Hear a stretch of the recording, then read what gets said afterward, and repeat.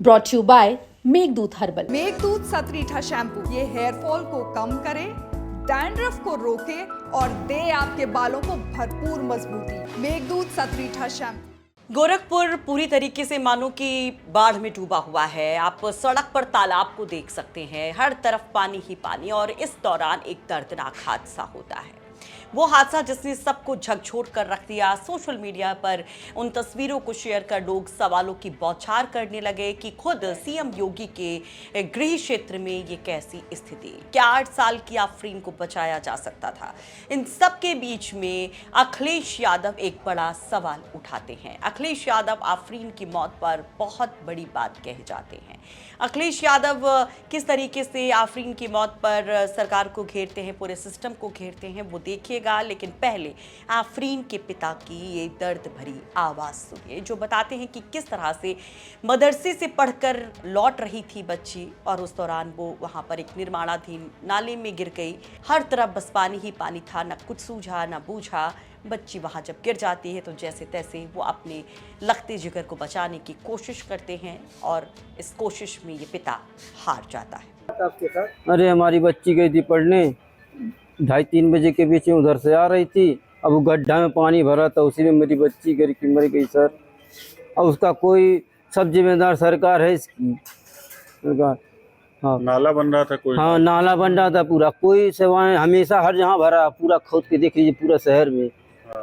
हमारी बच्ची पढ़ने गई, उसी में गिर के मर गई साहब। हैं जो वहाँ के जो हैं सपासत, उनकी लापरवाही सबसे ज़्यादा है कि गड्ढा करवाते हैं, उनको पुरवाते नहीं हैं, वैसे छोड़ देते हैं। पानी गड्ढा भरा, आज मेरी बच्ची मरी है, कल की दूसरी की बच्ची मर जाएगी साहब। तो गोरखपुर के तिवारीपुरा थाना क्षेत्र के घोसीपुरा मोहल्ले की एक घटना है। इस घटना के बाद लोगों में काफ़ी नाराज़गी है। लोगों का कहना है कि ये नाला काफ़ी लंबे वक्त से बन रहा है, ठेकेदार पूरी तरीके से बस पैसे खा करके बैठा है, चीटी की चाल से यहाँ पर काम चल रहा है। और तो और यहाँ पर जब वो निर्माणाधीन आप नाले के एरिए को देखेंगे तो ना वहाँ पर कोई चेतावनी बोर्ड लगा है, ना ही किसी सुरक्षा मानक का पालन किया जा रहा, जिसकी वजह से यहाँ पर किसी और की भी जान जा सकती है। जो खुद अनीस, जो कि यहाँ उस बच्ची के पिता थे, उन्होंने भी ये बात कही। लेकिन जो नगर निगम के अधिकारी हैं वो इससे अलहदा बयान देते हैं। नगर निगम के अधिकारी कहते हैं कि नियमों की अनदेखी नहीं हुई है, हादसा कैसे हुआ जांच की जाएगी। सुनिए नगर निगम के दावे। मैं और मेरे साथ माननीय महापौर जी थे, हम लोग सीधे सदर अस्पताल पहुंचे और वहां पर लोगों से बातचीत किया। लोगों का कहना था कोई बहुत वहां ऐसा कोई व्यक्ति नहीं मिला जो उसने पूरी घटना को एकदम अपनी आंखों से ये देखा हो, लेकिन लोगों का ये कहना था कि नाले के पास जो है बच्ची गिर गई। और मैं आपके माध्यम से बताना चाहता हूँ कि पूरा जो नाला वहाँ बनाया जा रहा है वो पूरा ढक के बनाया जा रहा है, पूरा स्लैब रख के उस पर बनाए जा रहे हैं। अब ये दुर्घटना कैसे घटी और क्या हुआ वहाँ पर, यह तो जांच का विषय है। अब जब ये तस्वीर सामने आई, ये बयान सामने आया और ये घटना क्योंकि सोमवार की बताई जा रही है, इतने दिन बीतने के बाद भी जब कोई एक्शन नहीं हुआ तो सोशल मीडिया पर लोग सवाल पूछ रहे हैं कि आखिर क्यों नहीं कार्रवाई हो रही है। आखिर ये जो छोटी बच्ची जिसकी जान चली गई, उसका गुनहगार कौन है, अब किसकी वजह से उसकी मौत गई, अब ये सवाल लोग पूछ रहे हैं। और पूछ रहे हैं कि एक्शन क्यों नहीं हो रहा है। अब यहाँ पर इस छोटी बच्ची की जान क्या इतनी सस्ती थी कि बस कुछ शब्दों में या कुछ शोक संवेदनाओं तक ही इसको समेटा जा सकता है। तो इन सब के बीच में सपा सुप्रीमो अखिलेश यादव ने भी स्वतंत्रता दिवस से पहले की एक शाम को एक बड़ा बयान दे दिया। सुनिए। सबसे ज्यादा सरकार की जरूरत थी बाढ़ में मदद की, तो नहीं कर पाए। 20,000 करोड़ से ज्यादा खर्च किया प्रयागराज में पैसा, बाढ़ आ गई वहां पर।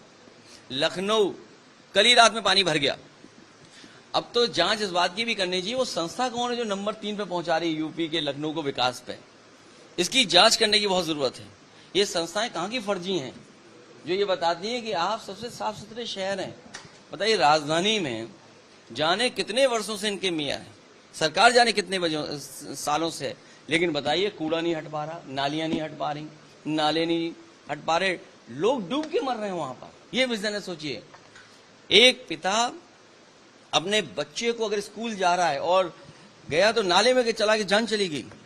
अभी मुख्यमंत्री जी के ही अपने गोरखपुर में एक बेटी की जान चली गई। सोचिए वो तस्वीर देखिए, पिता भाग रहा है लेकर के अपनी बेटी को कि शायद बच जाए जान, लेकिन नहीं बचा पाया पिता। ये हालत है उत्तर प्रदेश की। सोचिए इलाज मिलना संभव नहीं है, दवाइयां नहीं हैं, पढ़ाई नहीं है, नौकरी नहीं है, रोजगार नहीं है। ये इनका विजन है। इसीलिए 24 घंटे जगा रहे। रात में जगता कौन है बताइए आप? तो एक तरफ आजादी का जश्न लोग मना रहे हैं, विकास की बातें हो रही हैं, लाल किले के प्राचीर से देश के प्रधानमंत्री भी विकसित भारत का नारा देते हैं, डिजिटल इंडिया की बात कही जाती है, अब वहां पर सैटेलाइट्स की बात होती है या फिर अंतरिक्ष से जुड़े संसाधनों की हो, लेकिन आज भी किसी सड़क पर किसी नाले में गिर करके किसी बच्चे की भी जान जा सकती है। यही एक सच्चाई है। इस पर आप क्या कहेंगे? कमेंट बॉक्स में अपनी राय जरूर रखिए। हमें रिपोर्ट तैयार करने में मदद की है गोरखपुर से हमारे सहयोगी गजेंद्र त्रिपाठी ने।